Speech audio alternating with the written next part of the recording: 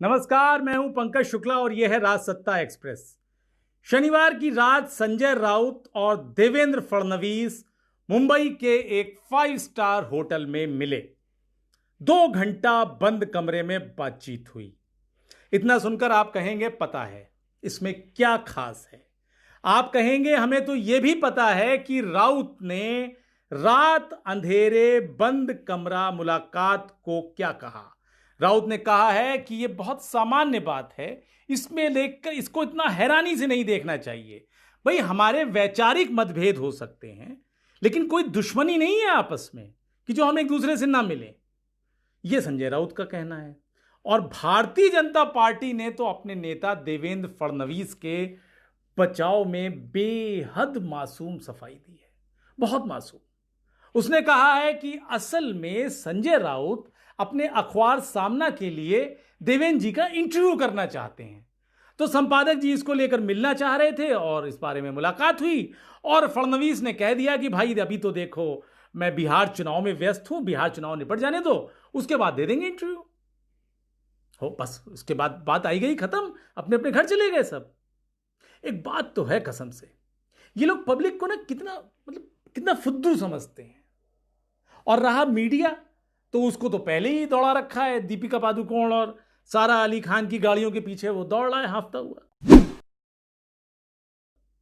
खैर, आगे बढ़े उसके पहले जरा इन्हें सुन लीजिए। ये जो केस आया है इसका इस्तेमाल राजनीति के लिए हो रहा है, तो क्या आपको लगता है कि अब इन्वेस्टिगेशन राजनीति की तरफ ज्यादा जा रही है? देखिए, इसमें मेरा कमेंट करना बिल्कुल सही नहीं होगा कि राजनीति की तरफ जा रहा है नहीं जा रहा है। लेकिन अगर महीने 2 महीने में या 3 महीने में अगर महाराष्ट्र की सरकार टूट गई और फिर से शिवसेना और बीजेपी की सरकार बन गई तो जरूर बहुत गंभीर बात होगी। ये कौन है, कौन नहीं जानता जी, मगर विकास सिंह को अब आप महज एक वकील के तौर पर मत देखिएगा। यह मेरी आपको व्यक्तिगत सलाह है। लालू यादव रामविलास पासवान को मौसम वैज्ञानिक कहते हैं कि ये सियासत के मौसम विज्ञानी है, हवा का रुख भांप लेते हैं। मगर लालू और पासवान वाले बिहार के लाल विकास सिंह ने भी हवा का रुख भांप लिया था। मान गए ना आप?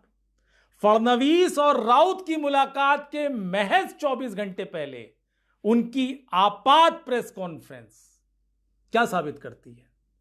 सबने दिखाया था उस प्रेस कॉन्फ्रेंस को। विकास सिंह ने सीबीआई पर जमकर गोला बारूद दागा था। वही सीबीआई जिसके गुण गा रहे थे वो महीने भर पहले तक। उन्होंने कहा सुशांत सिंह राजपूत मामले की पूरी जांच को भटका दिया गया है। इतने बड़े मामले में सीबीआई ने आज तक एक बयान जारी नहीं किया, कुछ बता ही नहीं रहे क्या चल रहा है क्या नहीं चल रहा है। सुशांत का परिवार असहाय महसूस कर रहा है, हेल्पलेस है वो। जैसे मुंबई पुलिस ने जांच के नाम पर बॉलीवुड के चेहरों की परेड करवाई थी, वैसे ही अब एनसीबी हीरोइंस की परेड करवा रहा है। यह विकास सिंह का बयान है। ऑटोप्सी रिपोर्ट को लेकर उन्होंने कहा कि बताइए, एम्स और सीबीआई की एक मीटिंग नहीं हो पा रही है, हद है कि नहीं है, और भी ना जाने क्या क्या। मगर विकास सिंह की घंटे भर की प्रेस कॉन्फ्रेंस का मर्म क्या था? मर्म यही 5 सेकंड का बयान था कि राजनीति की तरफ जा रहा है नहीं जा रहा है। लेकिन अगर महीने 2 महीने में या 3 महीने में अगर महाराष्ट्र की सरकार टूट गई और फिर से शिवसेना और बीजेपी की सरकार बन गई तो जरूर बहुत गंभीर बात होगी। अच्छा, ऐसा हो गया तो क्या होगा? वकील साहब कह रहे हैं बहुत गंभीर होगा, यह बहुत गंभीर बात होगी। वैसे वकील साहब, अगर ऐसा हो भी गया तो गंभीर क्यों होगा भाई? अरे वो सियासी दल हैं, अपनी सियासत कर रहे हैं। सुशांत सिंह राजपूत को इंसाफ दिलवाना एक अलग लड़ाई है, अलग मुद्दा है। आप ही कहते थे कि सीबीआई आ गई तो दूध का दूध और पानी का पानी हो जाएगा। तब आपने अपनी बात में यह राइडर तो लगाया नहीं था कि दूध का दूध और पानी का पानी तब ही होगा जब शिवसेना और बीजेपी ऐसे ही सांप और नेवले की तरह लड़ती रहेगी। ये तो बात आपने उस वक्त अपने बयान में कही नहीं थी। दरअसल वकील साहब भी जानते हैं कि सिर्फ राजनीति ही शाश्वत है, बाकी सब भ्रम है। देखिए ना, कोई पूछ ही नहीं रहा है। अब अर्नब गोस्वामी ने अपना चैनल नंबर 1 कर लिया।